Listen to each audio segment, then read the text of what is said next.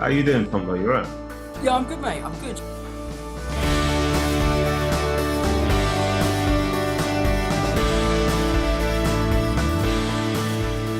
Yeah, we got home only a couple of days ago. We were in Atlanta, shooting Spider-Man 3, and then we basically got in the last night that we could get back.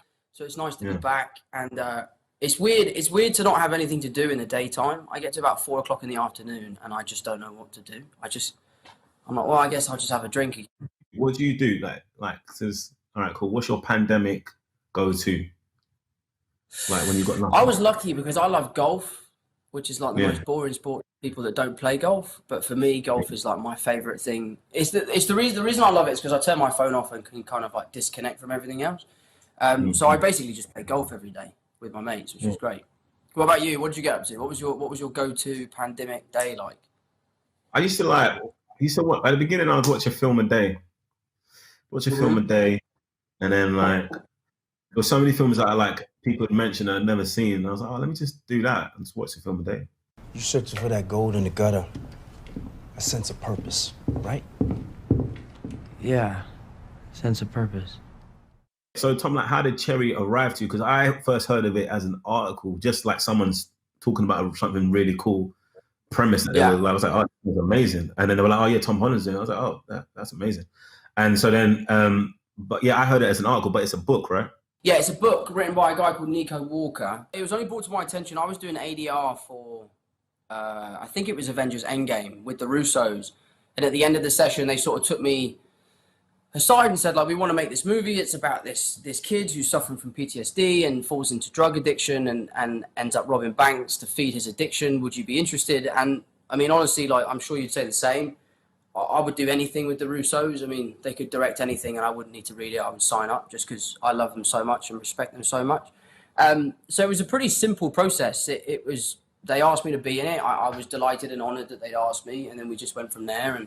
And then that was the next thing I did. That was the next thing I went into, which was, it was great. It was fun. The best thing is like having the offer in and then saying, oh, wow, I'm going to work. And then you actually realize the amount of work you do.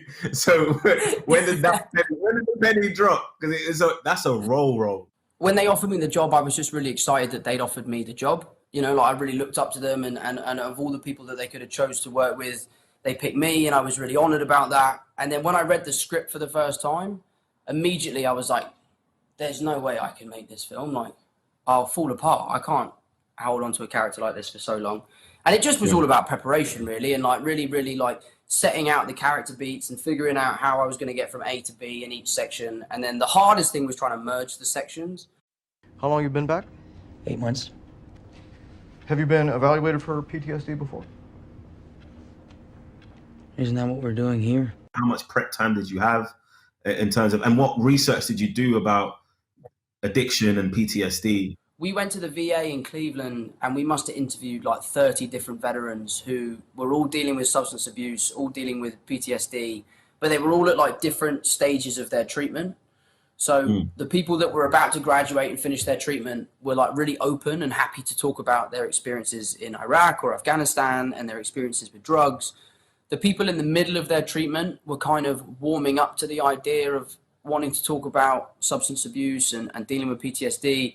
And then the people at the beginning were really standoffish because they all knew who I was. And the last thing they want to do is admit some of the things they've done to some 24-year-old British actor. Like they haven't come to seek help to help make a film. But like what I've learned from the process is that there's such a bad stigma on going to rehab. Like if someone says, oh, I'm going to rehab, people are like, oh, that means you up. But going to rehab should be something that we celebrate. It's someone who's recognizing that they have a problem and that they need help and they're seeking help. And that should be something that we lift people up.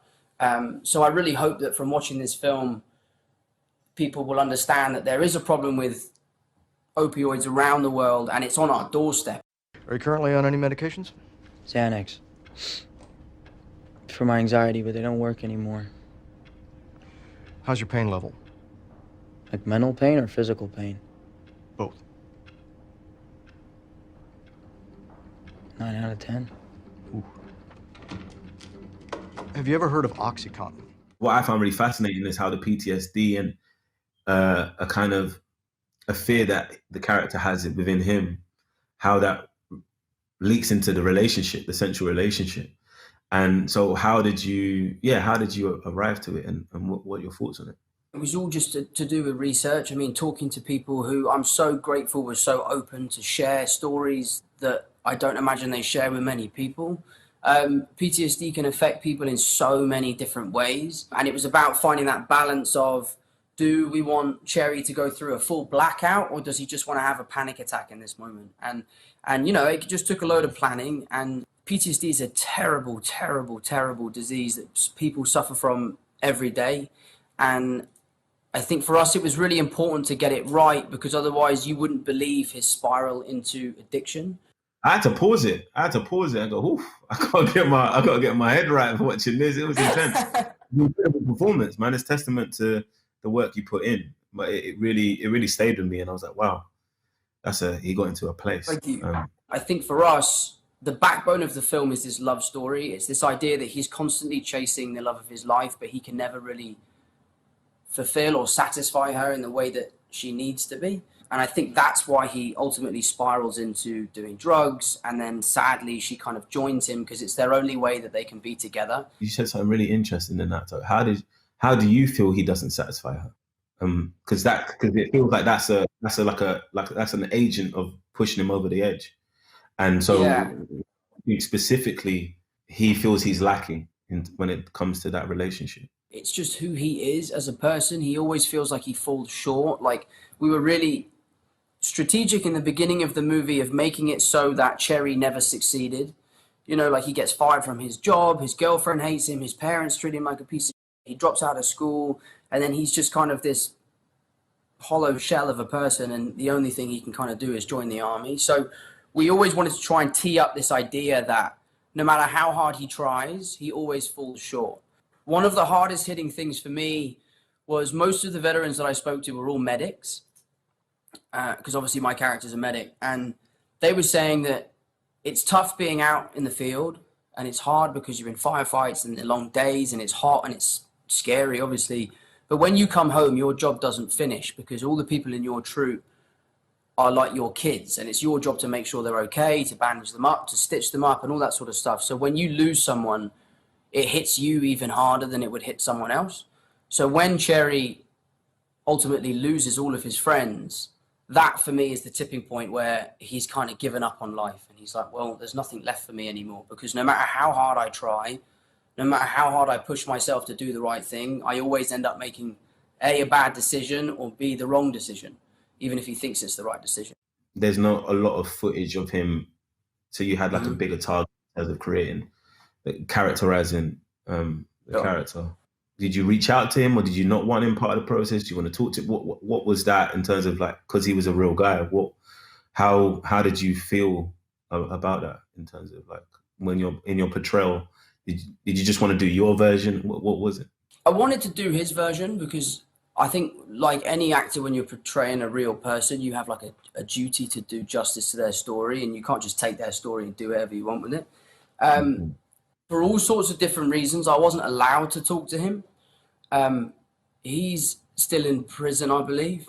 And there was at one point a call that was scheduled between the two of us, which ended up not happening.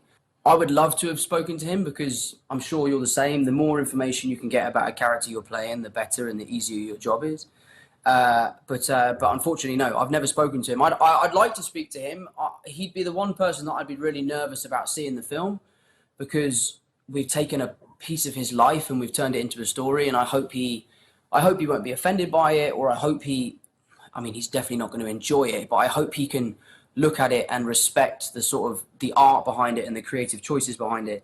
What's the bank robbing scenes like? How was it like to shoot those? It was strange, man. It was really strange because it was such a small crew.